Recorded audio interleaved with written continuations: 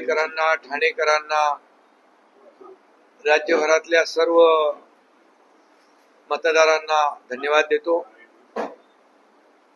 आणि आभारही मानतो.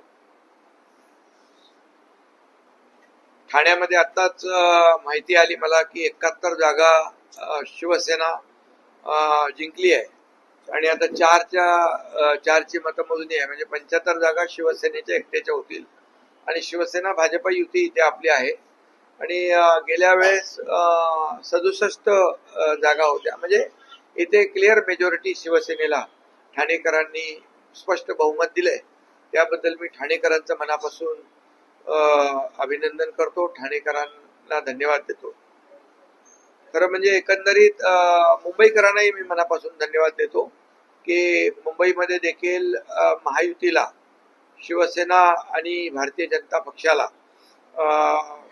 जे मॅजिक फिगर लागते, बहुमत लागतं, ते अगदी बहुमताजवळ आम्ही पोहोचलो आहे आणि बहुमत मिळेल आणि महायुतीलाच बहुमत मिळेल.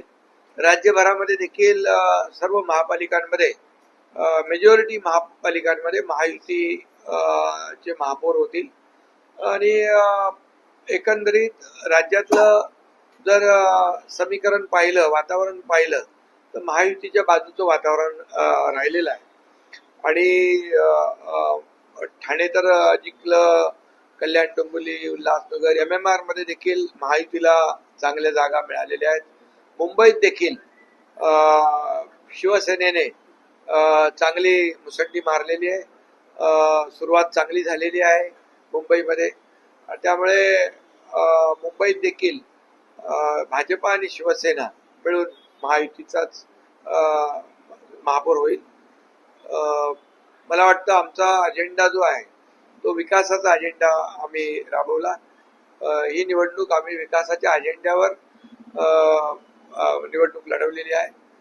काही लोकांनी ही निवडणूक भावनेच्या आधारावर निवडणूक लढवली, परंतु तरी सुद्धा या ठिकाणी महायुतीला लोकांनी कौल दिलाय.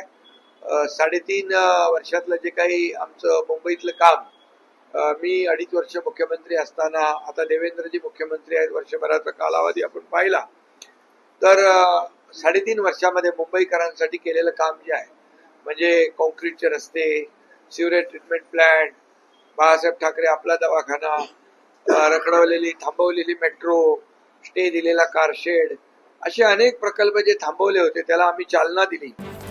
AM न्यूज, आजच्या महाराष्ट्र न्यूज चॅनलला सबस्क्राईब करा, लाईक करा, कमेंट करा आणि बेल आयकॉनला प्रेस करा. एक पाऊल सत्याकडे, प्रत्येक विभागाचा हक्काचा व्यासपीठ, आजचा महाराष्ट्र न्यूज.